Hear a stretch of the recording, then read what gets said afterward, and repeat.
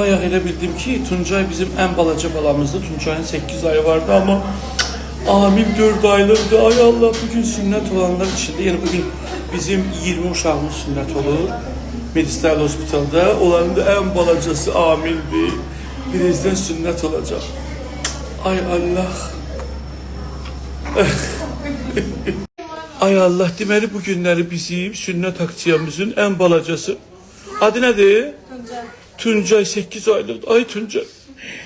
Seni kurban olurum. Ay Allah, bunun saçları. Senin saçın benim kızımın saçından çoktu, haberin var. Allah hakkı Milaşkan. Hiç saçı belə deyil Tuncay. Burada dostlarımız da var. Çekeceğim indi balalarımızı. Ay sene kurban olaram. Sakalım var. Mayla bir tane benim. Ama kızım Maya deyir. Sen rame eləmirsən. Ah. Dilen ben değil sünnet olacağım. Bugün büyük kişi olacağım büyüyende dilen. Asker gideceğim dilen. Emre necəsən? Emre büyüyende ne olacaksın? Polis olacaksan.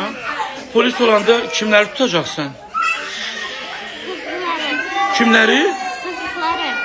He, kim ki oğurluq eli onları tutacaksan.